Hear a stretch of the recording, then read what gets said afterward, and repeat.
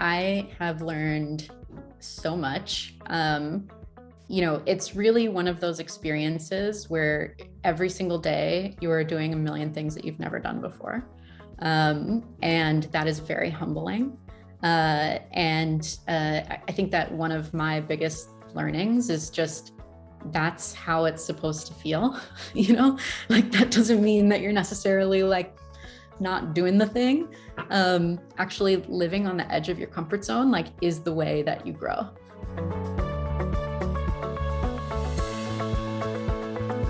Hi, everyone, and welcome to this episode of Beyond Bain Spotlight Series, where we're talking with Baineys from across the globe about their journeys beyond Bain.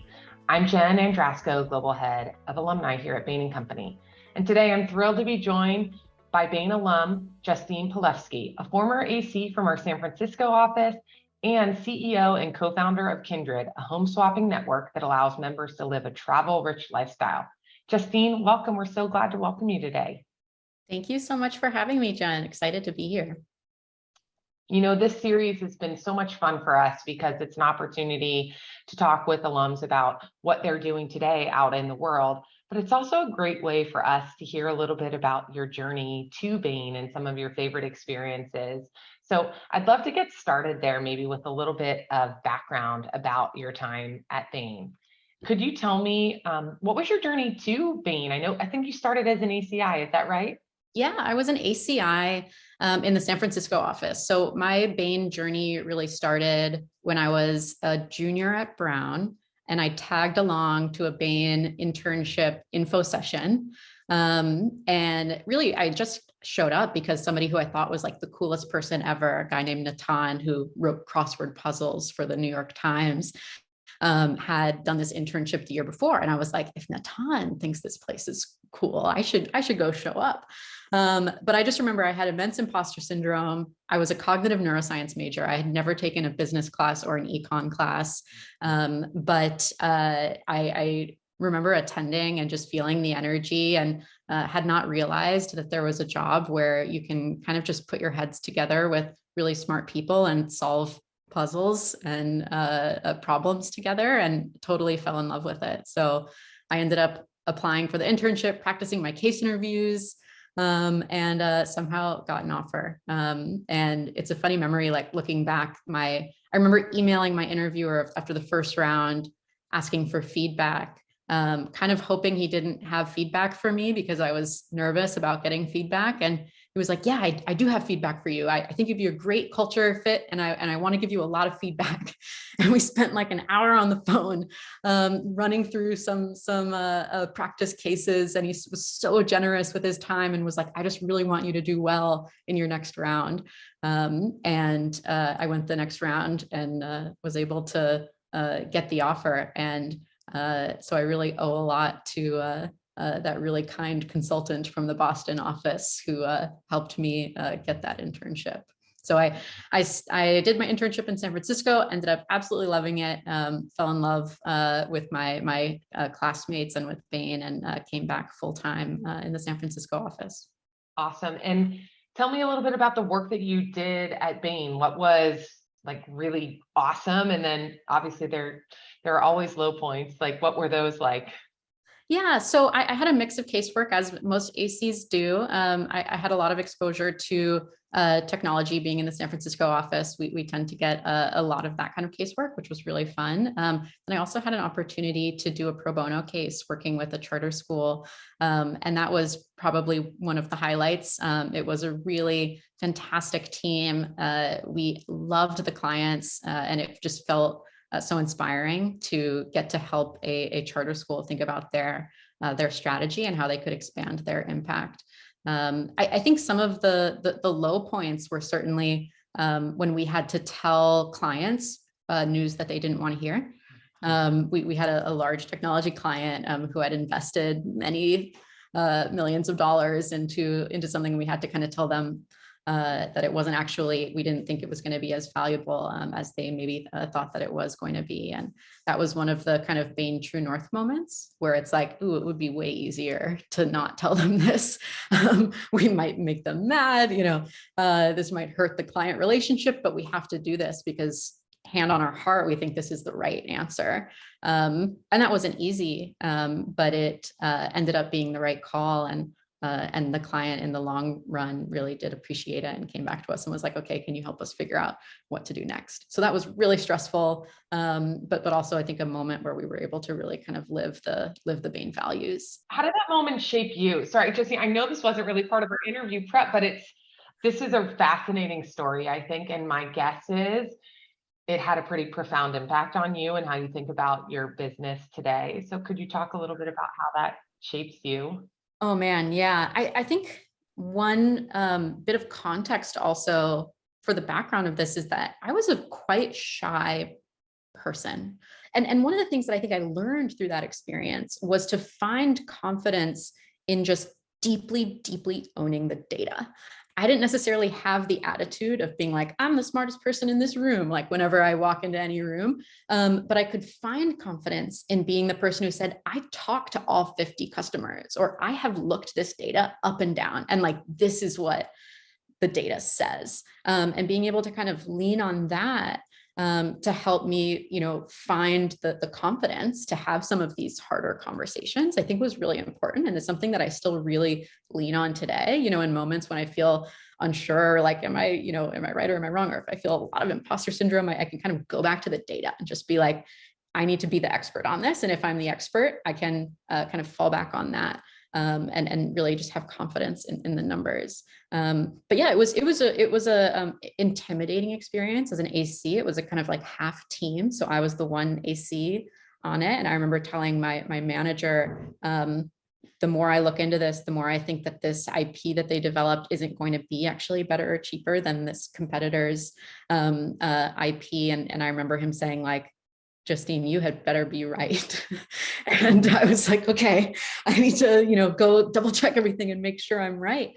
But what I really appreciate was that the team kind of stood behind me as the person who was closest to the data, and we had to deliver the hard news, and the client was upset. And it was my first time hearing somebody like yell, like on the phone. I was like, oh my gosh, this is scary. And they ended up basically like firing Bain and saying, like, you guys don't know what you're talking about. You're not experts. And went to go engage a different consulting firm to kind of double check our work. And we just like waited around with bated breath for like 3 weeks. And then they came back and said, okay, you were right. And we actually need your help to figure out what to do next. And so it was, I really think one of those moments when I felt, it wasn't fun. It was really stressful. But I also felt like at the end of the day, I could put my hand on my heart and know that I operated with really high integrity. And I knew that my team had operated with really high integrity. And that was incredibly important to me, to be able to kind of sleep at night. And so, yeah, it was a whirlwind. But after that, I was able to go to the staffing manager and be like, can I do a pro bono case, please? Someone who will love my work and appreciate everything that I do. Yeah. We all need those moments. That's a really powerful story, Justine. I really appreciate you, sharing that, opening up some of the vulnerability there. And I think it's also a testament to the Bain culture and the leadership that you had on your case team, right? About, we are going to, we're not true north. Those are not just words that we say. We live those values day in and day out. And it's really important that we can deliver that challenging news to clients and do so with integrity. So, it's always great to bring real life examples. 100%. And it's most important, like when it is the hardest, like those are the moments when you're like, oh man, I don't want to do this. I don't want to have this conversation, like that's when it's important to have those values and that culture that looks back at those values and says, like, sorry, we know the answer here. We've got to do it. So it's something that I actually think about now a lot with building my own startup and trying to build culture and build values. I think there's some really interesting kind of masterclass examples that I've drawn from Bain in terms of how values can actually be used and really kind of impact the trade-offs that you make in the day-to-day kind of hardest decisions, instead of just being something that you kind of like point to on the wall. Absolutely. Well, we'll dig into that here in a little bit. So it's 2015 and you're thinking about leaving Bain. Like, talk to us a little bit about that process. And you didn't go into a startup right away. You left for Open Door, correct? Yeah, although Open Door at the time was a startup. Okay. Yeah, so I really I absolutely loved my time at Bain, and I'm not just saying that. Like, I would recommend and have recommended to anybody to like always start your career there. But being in San Francisco, I think I felt some of the energy around entrepreneurship, technology startups, and I was really kind of smitten with the idea of invention, and being able to create something new, and really wanted to get some of that experience. And I actually started looking into externships, where I could go work at a startup. But talking to the teams at startups, it made me realize I wasn't really going to be getting the full experience if I didn't jump fully in the boat with the rest of the startup team. It sort of felt like you're dipping a toe in, but you're still sort of like risk averse because you have, you know, your cushy Bain life to go back to. And I felt like to really have that full startup experience, I wanted to go be in the trenches with the team and actually take the full leap.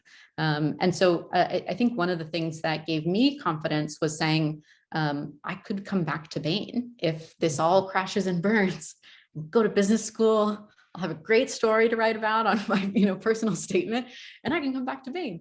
And that almost like emboldened me to be able to take this risk. And I realized, I can take on the most amount of risk right now than I'll ever be able to in the future.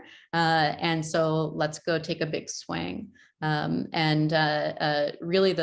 I started talking with startups, and my connection was, Bain alums who I had interacted with, who had found their way to other startups. And so one of the people who was a couple years above me at Bain, who I really looked up to, is named Julia DeWall, and she had recently left to go join Open Door as I think like the 14th or so employee overall. And similarly to my decision to join Bain, I think a lot of my career decisions have been following people who I just adore. And that hasn't great really strategy, by the way. Let's just say that's a great strategy. Totally. So Julia went there and I was like, okay, like Julia thinks this is cool. Like, let me go meet the team. And the Open Door vision was just so audacious, so big.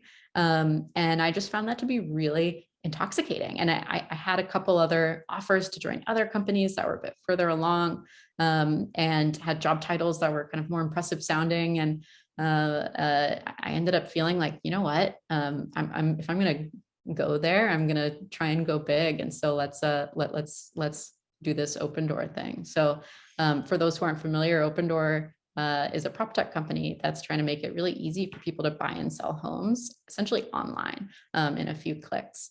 The model, though, is that Open Door actually is a market maker, kind of offers liquidity to people who are looking to sell their homes. So you buy homes directly from people who want to sell, and end up reselling them to the person who you think would have ended up buying the home on the market, so that sellers have that certainty. It means that Open Door has a ridiculous balance sheet.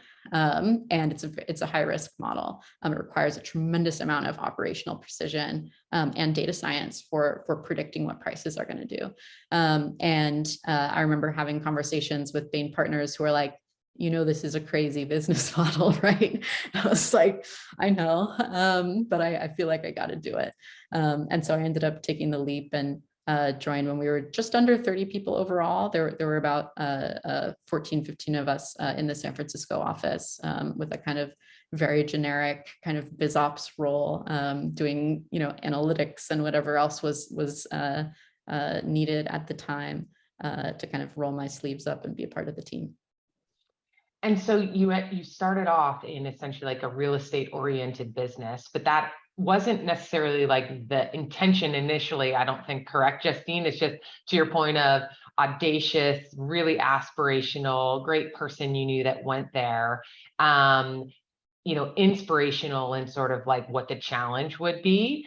But you've now stayed in this vein, right? So you were at Open Door, and then you went to another Bainey founded startup, Nikki's startup at Homebound, which is in the construction industry, and also another big disruptor in the industry, right? But tell us a little bit about that transition between Open Door and Homebound.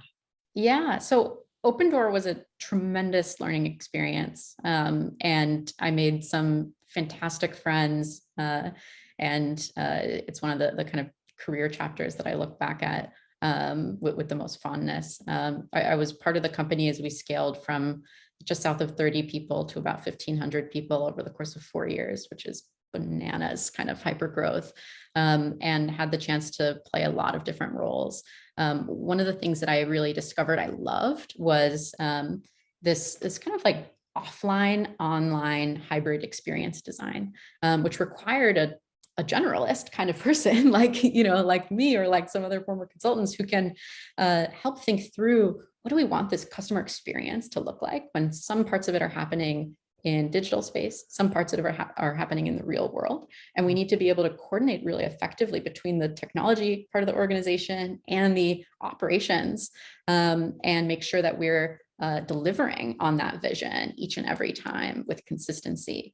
And it's something that I think required some of the superpowers that I had, and I had the opportunity to kind of shape a couple different really interesting customer experiences at Open Door, including a home trade-in experience, where people who are buying a new build home can essentially trade in their old home to Open Door and buy the new build home and have it feel like one transaction instead of two, where they kind of just pay the difference between the two homes and close on both in the same day, instead of having to deal with these two separate things.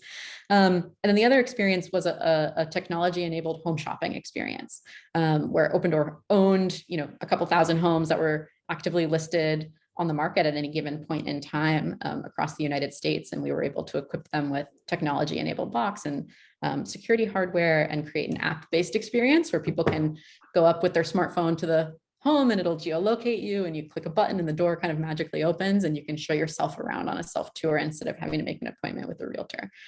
So I was just realizing, like, I really kind of like this as a kind of a place where I can build some expertise, this kind of online, offline, high trust customer experience building.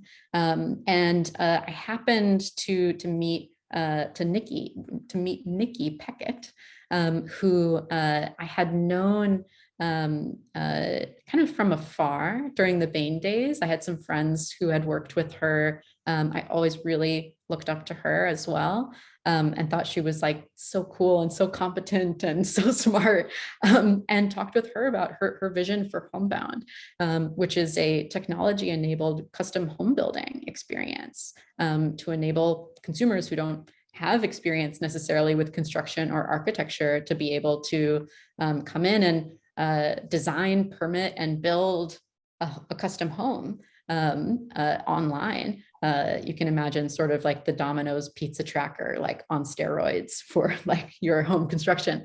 And Nikki was like, Justine, you should come like do the experience design process from the ground up for Homebound.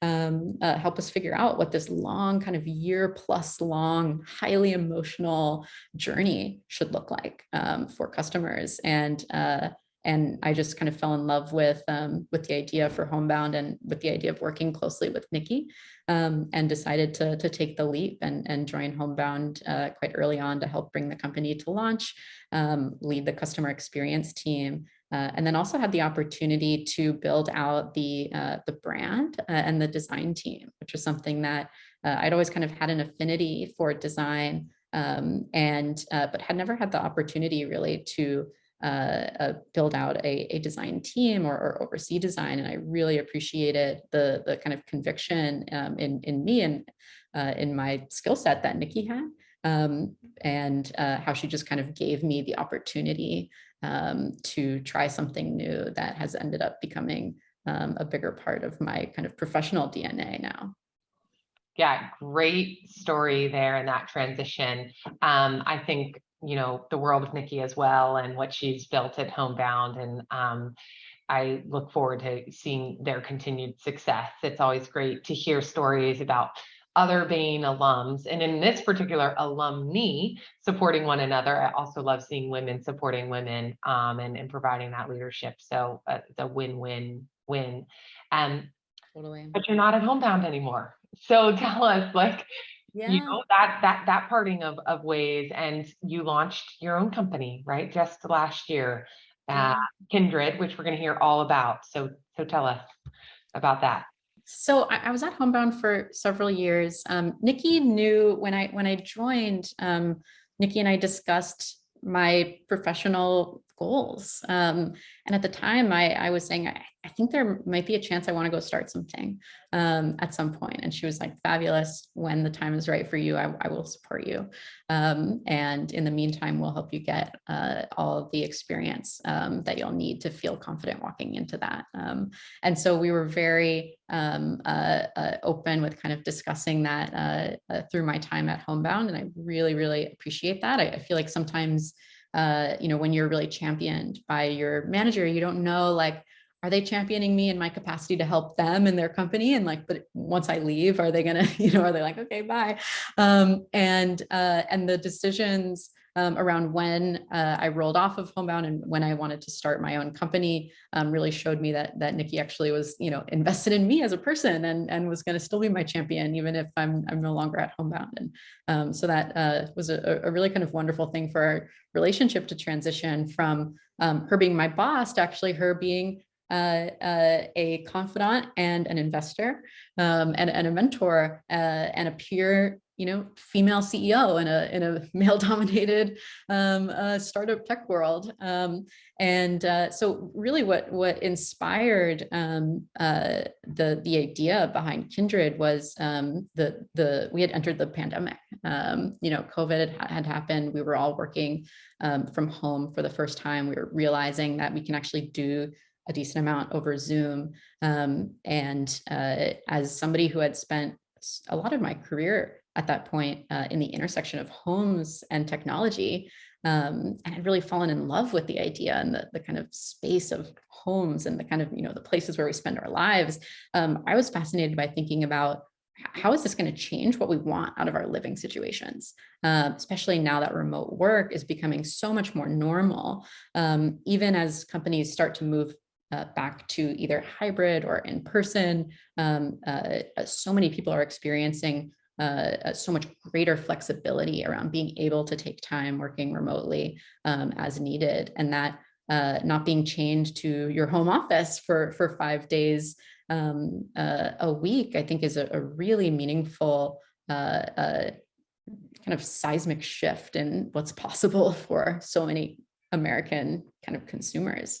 And what I felt and what a lot of my peers felt was this desire to travel a little bit more, and to be able to go work from Lake Tahoe for a month, or catch up with friends in New York City, or try out living in Mexico City, and just experience a little bit more flexibility, a little bit more freedom, and mix things up, especially if you're working remotely and just sitting at your desk staring at the same wall every single day. Like, you can feel a little trapped. And we wanted to mix it up, but the existing options for how to do that didn't really work for us. So renting an Airbnb or a hotel just became extremely expensive if your stay was longer than a couple nights. And leaving your home empty while you're paying somewhere else is also, you're paying kind of double rent or double mortgage if you're spending time elsewhere. And so I started to see people kind of organically figuring out essentially swaps, in WhatsApp groups or Facebook groups or email threads of people being like, hey, my place in San Francisco is going to be open, and I would love for somebody I trust to hang out there for a little while I'm in Aspen, or while I'm visiting my grandma in Florida, and making these connections in this really kind of ad hoc way. And so we started thinking about is there a way for us to actually turn this into a product where we can help people find others in their extended network, other people who they have something in common with, and importantly, people who they have some amount of trust with, who feel kind of like their counterparts, maybe in a different part of the country or a different part of the world, and they can stay in each other's homes and fill each other's vacancies instead of having to pay an arm and a leg to rent a separate place and leave their home open. Just by kind of coordinating within a trusted network, we can all kind of gain access to staying in wonderful homes all over the world and actually not have to pay for it. And so that was kind of the original kind of idea. And I did a little bit of home swapping on my own to try and figure out, is this a good idea? And like, I'm not inventing home swapping. Like, why hasn't this become a thing before? The Craigslist home swapping section has been around for a really long time, and it's never become mainstream. Like, why is that? And that really helped refine the product. And we realized it hasn't become mainstream for a couple of reasons. One, it didn't have the trust component. I think something that's just a pure open listings platform quickly can become kind of creepy, and you don't have the consistency in the experience. And then second, it was just quite inconvenient. It was kind of hard for people to figure out, what do I do to prep my home for somebody? I need to organize cleaning, or I need to go blast out messages to 100 people to get one person to respond. And so we realized that we could create the conditions of trust and consistency and convenience with some a services component where we handle cleaning and we offer insurance, and we actually match make people instead of having people just kind of spamming one another, so that we can help folks discover the most relevant travel opportunities. And if we could solve for trust and convenience, it could be a really, really compelling way for people to achieve that more travel-rich lifestyle. And so we started kind of experimenting with the idea, and then it started just kind of getting legs. And at that point, I realized, oh wow, I want to go do this full time. I think I found something, and I think it's actually a really time-sensitive idea because of the timeliness around the pandemic. So I hadn't been planning on leaving quite that early, but in my conversations with Nikki, we discussed this is actually a really time-sensitive idea, and she was like, "You should go do it." So I ended up taking the leap and starting this company. There's so much to unpack there. I want to dive into a few areas, but I really want to highlight something that you said in the beginning about your relationship with Nikki and how important it was to be really open and transparent with her as you came to Homebound. And I think this is just a great lesson for particularly either our employees that are listening that are thinking about starting something, or candidly are thinking about having a conversation with their current manager or PD advisor about the importance of having those dialogues around your career aspirations and leaning into those individuals who can be your champions and sponsors. And, great example here of if you hadn't had that conversation with Nikki up front, it would have been much harder when this idea came to you to approach her and say, like, this is really time sensitive and I feel like I need to go now. And so I think you are a great example of what great looks like here. So thank you for sharing that with our audience. Your Kindred experience, you're now 18 months or so into it. What do you wish you'd known? Or what have been your biggest learnings along the way? I guess, Justine, is where I would start. Oh man, I have learned so much. It's really one of those experiences where every single day you are doing a million things that you've never done before. And that is very humbling. I think that one of my biggest learnings is just that's how it's supposed to feel. Like that doesn't mean that you're necessarily like not doing the thing. Actually living on the edge of your comfort zone, like, is the way that you grow. and you're doing sort of intellectual bicep curls like every day, and it's supposed to burn a little bit. And I think like settling into that discomfort was a really big learning for me, with just saying, yeah, it's hard. And yeah, I feel like I'm, not, at my 100% because I'm doing a bunch of things I've literally never done before. And that's stressing me out because I'm used to, feeling like I'm good at things, and suddenly I'm doing everything for the first time. But actually that's exactly what I signed up for. And that's exactly what it is supposed to feel like. And if I didn't feel like that, that actually might be more of a warning sign. So I think that was a big learning. I think another big learning is just how important it is to have a fantastic co-founder.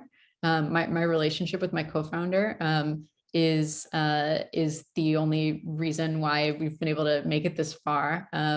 She's extraordinary, and we both have very complementary kind of skill sets and ways our brains work. But I think that having a place to go where I feel that I have a peer in this thing with me who is also feeling the weight that I feel on a day-to-day basis, makes it a whole lot less lonely, and helps give me the kind of endurance that you need to just kind of keep muscling through some of the hard stuff, especially in the very early days where you don't have traction yet, and you're trying to convince everybody that your idea is not totally dumb. And there's a million other things that I've learned. Honestly, I think I could keep going. And where are you today in the Kindred journey? What is, you're 18 months in, how do you feel about your success thus far? Yeah, I mean, it's hard to say like success thus far. We're just in the very beginnings of this thing. And so part of me kind of feels like I will never feel like we've, made it or had any success thus far. But we launched the company in April, the end of April, earlier this year. And since then, we've been able to really see this product come to life in a really, really fun way. We've raised close to 8 million from wonderful investors, have been able to kind of ship our app and have an experience that at least so far I'm really proud of. Where we're kind of enabling people to live this kind of more flexible, more human, more connected kind of travel lifestyle that I think a lot of us are so hungry for. So right now the team is about 15 people, and it's so far so good. In the day-to-day, you always feel like, oh my gosh, there's a million things that are on fire, because you're spending time on the things that are on fire that you need to fix. There's always, especially in the early days of a company, and I've now done this a couple times before, and I've seen this, repeatedly, but there's just such distance between where you are and where you hope to be. And you need to be able to kind of like live with that and slowly inch your way, closer and closer toward the vision over not only months, but years. And so I still feel like we're just barely at the beginning of this thing. But so far we've been able to bring a product to market that I'm really proud of. And it's starting now to kind of become something that is bigger than us. And we've sort of set this ball in motion, and we'll help to try and guide it as it grows and as it evolves. But I had that feeling recently of looking around at the team that we've built and seeing our members and our customers kind of interacting with one another and saying, oh wow, like I've created something that now like is a living, breathing thing that is, impacting people's lives, and that's both extremely fulfilling and also a little terrifying at the same time.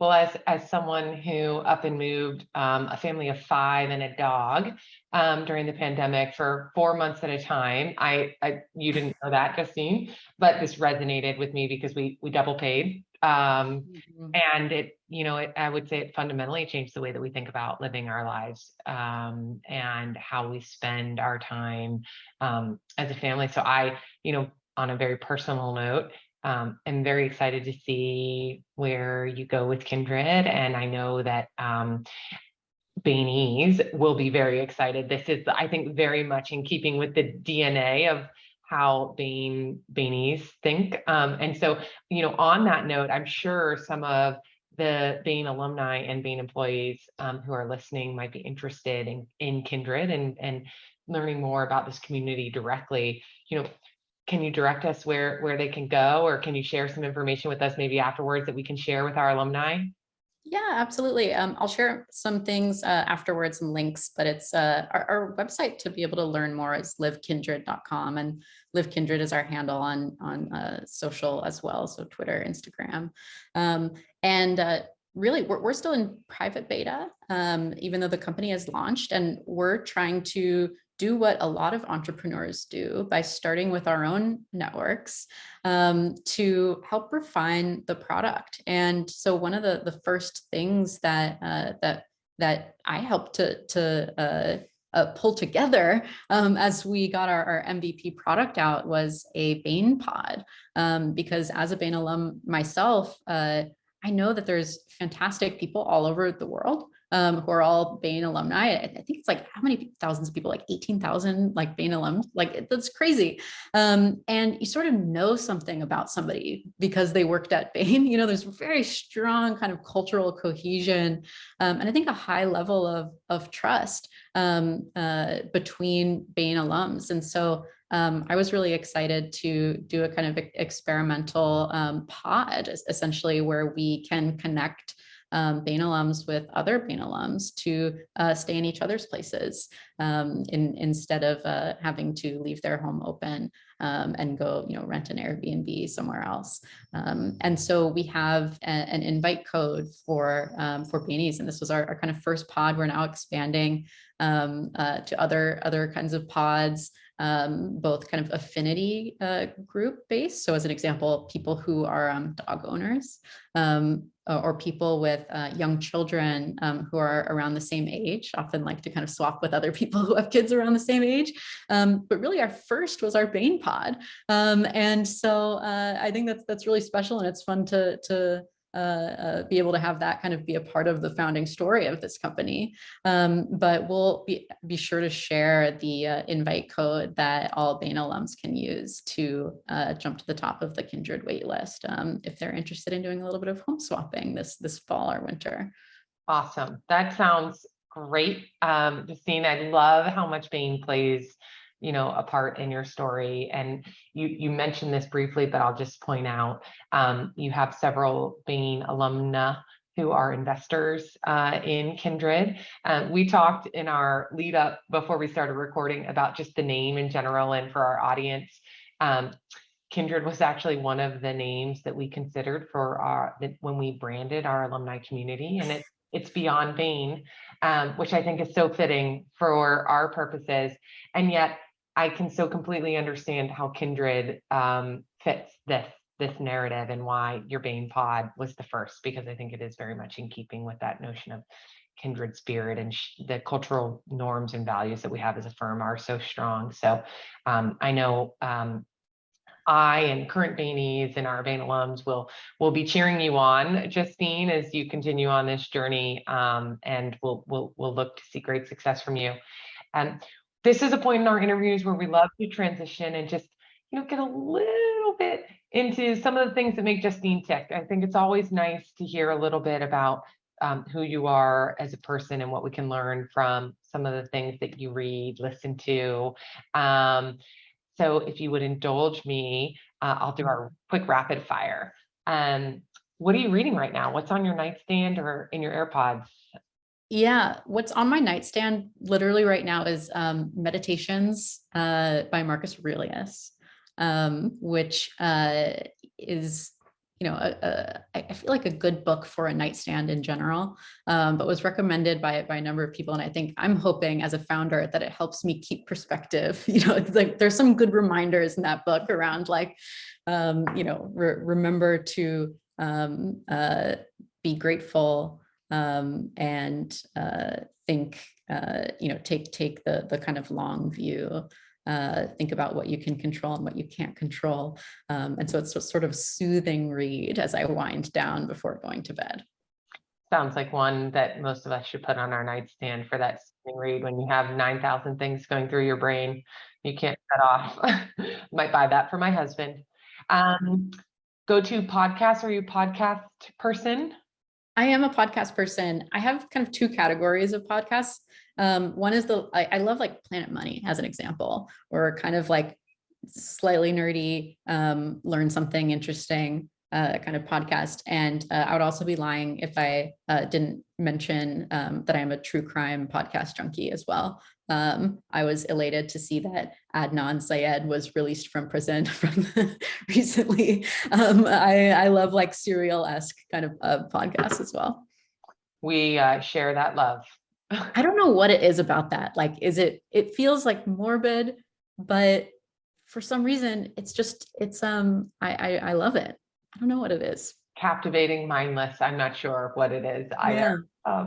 What's the best piece of advice that you've ever received?